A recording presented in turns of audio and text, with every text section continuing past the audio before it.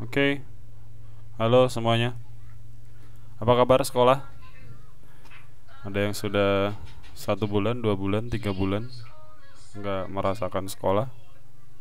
Penasaran sama keadaan sekolah di dunia? Browsing-browsing di internet, nyari berita-berita, lumayan banyak. Tapi biar nggak bingung, dicari aja, diarahin di satu muara. Wikipedia sudah mengumpulkan berbagai macam data yang ada nanti di daftar pustakanya. Mereka tuh udah komplit banget bagaimana keadaan dunia pendidikan sekolah di seluruh dunia yang kena efek pandemi COVID-19 ini. Nah, ini bisa dilihat sumber-sumbernya udah ngumpul di sini, ada ratusan link, 189 link ya. Buat yang dengerin di Spotify, kalian bisa cek di wiki, di search aja Impact of the COVID-19 Pandemic on Education. Jadi ternyata karena pandemi COVID-19 ini, pendidikan di seluruh dunia sangat amat mengalami dampak ya. Jadi ada ratusan negara yang sampai saat ini sudah menutup sekolahnya. Wikipedia mencatat di sini ada 153 negara yang sampai saat ini ditutup secara nasional oleh kementerian maupun pemerintahnya, menutup sekolahnya. Dan ini artinya kurang lebih 98,6%, gila kalau dibuletin 99%, jumlah anak-anak atau jumlah orang yang sedang belajar, orang yang sedang sekolah, baik dari yang dasar sampai dengan tingkat tinggi, itu mengalami atau mereka memperoleh dampak yang sangat kuat gara-gara COVID-19 ini. 153 negara. Gila, parah banget.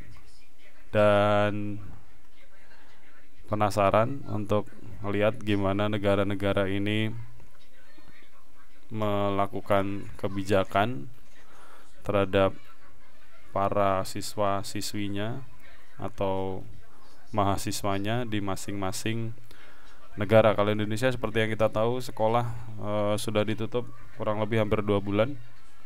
Banyak rencana yang sudah disusun kemudian dibatalkan, di cancel, seperti ujian nasional, ujian sekolah dan sebagainya. Kemudian itu ngaruh juga ke kelulusan. Anak-anak belajar secara online, tes online, ini udah dialami. Kita lihat di negara lain apakah juga seperti itu keadaannya. Nah, ini di Wikipedia di sini ada catatannya. Ini berdasarkan negara yang punya populasi paling banyak. Jadi kurang lebih ada 34 juta anak-anak di India. Ini ditutup sekolah dan universitas di sana sudah dari bulan Maret, pertengahan Maret. Tes-tes ditunda sampai Maret akhir, berarti ini masih belum dilakukan. Mereka menunda sampai akan dilaksanakan nanti di tanggal 1 Juli. 34 juta. Di China yang merupakan asal dari virus ini ada 42 juta pelajar di sana. Ini Cina meminta kurang lebih education program. Oh sorry, 42 juta lebih ini berarti 280-an juta. Yang India tadi hampir 300 juta lebih. Jadi China meminta kurang lebih 200 juta pelajar untuk tetap tinggal di rumah dan mengikuti pendidikan secara online. Dan mereka ini sudah melakukan, nah di awal tentunya ya, tapi di pertengahan bulan Maret mereka sudah memulai membuka sekolah karena mereka nampaknya sudah lumayan berhasil mengurangi suspek yang positif yang baru. Udah mulai dibuka per pertengahan Maret, udah lumayan, meskipun kebanyakan masih tutup dan dilakukan secara online. Di Indonesia, Wikipedia mencatat ada 68 jutaan pelajar yang harus belajar dari rumah secara online. Di sini disebutkan pakai Google Classroom. Kemudian Kementerian Pendidikan melaunching program di TVRI. Ini rencananya sampai dengan until the end of the year, sampai akhir tahun. Oh, berarti pemerintah sudah berjaga-jaga seandainya, wah ini serem sih, seandainya nggak bisa sekolah sampai bulan Desember.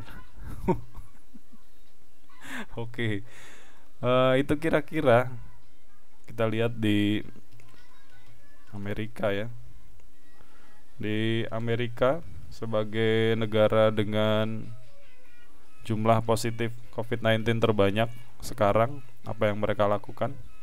Per bulan April kebanyakan sekolah di Amerika, sekolah dasar maupun sekolah menengah, ini kurang lebih ada 55 juta anak terpaksa sekolahnya harus ditutup dan kemudian mengganti pembelajaran dengan cara pembelajaran online. Berbagai media di Amerika Serikat juga mengatakan meskipun mereka negara yang maju tapi nampaknya mereka kewalahan. Ada beberapa artikel di media online terutama di New York itu disampaikan bahwa ternyata anak-anak Amerika ini juga punya kendala koneksi dan kendala perangkat. Tapi karena sekolahnya di sana sangat stabil, jadi sekolah tuh punya laptop, iPad, itu mereka pinjamkan ke anak-anak. Jadi sebelum anak-anaknya diliburin, mereka kasih survei ada berapa anak kira-kira yang membutuhkan bantuan perangkat dan koneksi, sama sekolahnya didata. Kemudian saat mereka sudah harus belajar di rumah, sekolahnya ditutup, mereka dapat bantuan laptop, bantuan iPad, dan bahkan bantuan koneksi.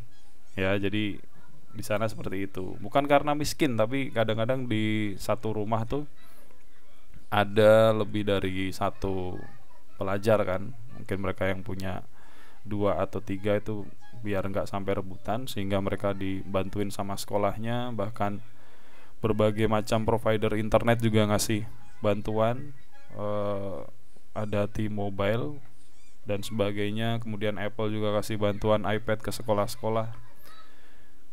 Itu yang mereka lakukan di Amerika. Di Brazil yang presidennya sempat ngeyel, akhirnya ditutup juga bulan Maret. Banyak sekolah yang kemudian terpaksa harus beralih ke online juga. Kemudian banyak universitas juga kelasnya dibatalkan dari bulan Maret sampai sekarang. Kemudian UNESCO ini juga sudah merangkum berbagai macam hal yang dilakukan oleh hampir banyak negara, hampir semua negara yang mengharuskan untuk menutup sekolah. Jadi kebanyakan di benua Afrika, negara-negara di benua Afrika, ini mungkin karena mereka nggak punya perangkat dan koneksi ya. Jadi kebanyakan negara-negara di benua Afrika itu melaksanakan pembelajaran jarak jauh dengan cara pemerintah itu bikin acara di TV. Jadi kayak yang dilakukan oleh TVRI di Indonesia. Ini kebanyakan di sini dicantumkan cuma acara TV, bukan cuma sih. Acara TV yang berkaitan dengan pendidikan. Bahkan nih ada satu negara yang mampunya hanya menyiarkan radio. Ini berarti parah nih Afrika nih. Jadi kebanyakan negara di Afrika menyiarkannya lewat media televisi, dan bahkan masih ada yang pakai radio, dan ini dikelola oleh Kementerian Pendidikan mereka, Ministry of Education dari negara masing-masing. Hanya negara-negara yang ekonominya bagus atau negara yang lumayan maju nih, kayak di Afrika Selatan, mereka punya website khusus, e-portal. Jadi mereka punya portal online khusus yang dibuat, yang isinya berbagai macam sumber yang tersedia dalam bahasa Inggris yang bisa digunakan oleh para guru dan siswa. Yang lain mayoritas TV dan radio. Negara-negara di Arab ini cukup variatif. Mereka TV pakai juga, tetapi kebanyakan di sini portalnya portal online ya, karena mereka relatif negara kaya kebanyakan ya. Kebanyakan portal online yang diperuntukkan untuk guru dan murid. Oke, lumayan lebih banyak, lebih variatif daripada benua Afrika. Yang paling banyak adalah Uni Emirat Arab nih. Mereka punya berbagai macam sistem online untuk mengelola pendidikan di negara mereka. Di Asia, China tentunya juga membuat portal online provide free teaching and learning. Jadi mereka bikin satu portal pendidikan yang gratis untuk guru, dan di situ ada juga berbagai macam sumber belajar yang bisa di-download oleh pelajar tingkat dasar dan tingkat menengah. Ini universitasnya nggak dicantumin di sini. Di Bangladesh mereka menyediakan buku-buku secara online dan mereka bikin digital content. India, mereka juga sama seperti yang dilakukan China. Kemudian perpustakaan nasionalnya India, mereka bikin perpustakaan online. Nah, di sini sumbernya disebutkan berbagai macam level pendidikan ada di sini, termasuk buku-buku yang memuat ini jadi bisa buat wirausaha juga nih. Kemampuan bertahan hidup mereka juga sediakan. Indonesia juga melakukan itu lewat Perpusnas, sama. Di Indonesia disebutkan nih di websitenya UNESCO ada rumah belajar. Ya, ini portalnya nggak terlalu bagus sih ini, karena tidak selengkap yang dikatakan. Spada coba kita buka Spada rumah belajar nih bagus, cuma sayangnya yang upload di situ nggak terlalu banyak, jadi kurang koordinasi sepertinya. Di Jepang mereka bikin future classroom. Mereka bikin semacam Google Classroom ya. Mereka bikin collection of platform. Jadi di dalam future classroom ini ada berbagai macam portal yang tujuannya juga ada macam-macam, disesuaikan subjeknya kali, mata pelajarannya untuk mengajar maupun untuk siswa. Jadi buat guru dan siswa. Malaysia juga sama melakukan seperti di Indonesia, mereka bikin portal online dan mereka bikin acara TV. Kita lihat secara singkat aja. Filipina mereka bikin portal online. Korea mereka bikin mereka bikin website khusus untuk sekolah. Koneksi internetnya jelek. Spada Indonesia nih cuma seperti ini doang nih. Kurang menarik nih. Jadi Spada Indonesia tuh universitas ya. Korea, dalam bahasa Korea nggak bisa kita baca nih. Di Singapura mereka bikin Singapore Student Learning Space. Jadi mereka bikin portal belajar online dan dikelola langsung oleh Kementerian Pendidikan mereka. Jadi mayoritas negara-negara di dunia melakukan apa yang mereka bisa lakukan sesuai dengan perkembangan negara mereka masing-masing ya. Kalau di Eropa ini portal online dibikin, kemudian mereka bikin acara TV juga, terus mereka juga membuat portal khusus buat negara mereka nih. Mereka bikin portal khusus negara mereka. Kanada banyak banget nih. Kanada banyak banget. Kanada bikin portal khusus untuk anak-anak. Kemudian mereka bikin website khusus untuk anak SMP. Mereka bikin website khusus untuk SMA. Mereka bikin website untuk keluarga. Komplit banget. Mereka bikin banyak banget ini. Kanada sejauh ini paling lengkap portalnya, jadi berbagai macam level dan variasinya sangat banyak. Kanada. Finlandia yang digadang-gadang pendidikannya paling bagus, mereka bikin portal juga, oph.fi. Aduh, Korea tadi kebuka tapi bahasa Korea nih, nggak ngerti nih. Jerman juga mirip dengan Kanada, mereka bikin di berbagai macam bidang dan pelajaran, dan untuk semua pihak, anak-anak, keluarga yang mensupport pembelajaran jarak jauh.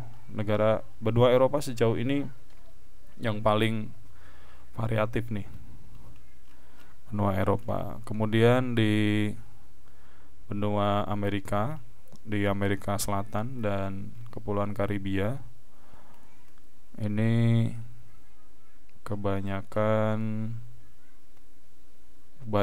portal online, kebanyakan website nih. Kolombia yang paling banyak di sana, mereka bikin portal yang dibuat oleh Kementerian Pendidikan. Kemudian ada juga portal yang dibuat untuk guru, keluarga, dan para pelajar. Oke, kemudian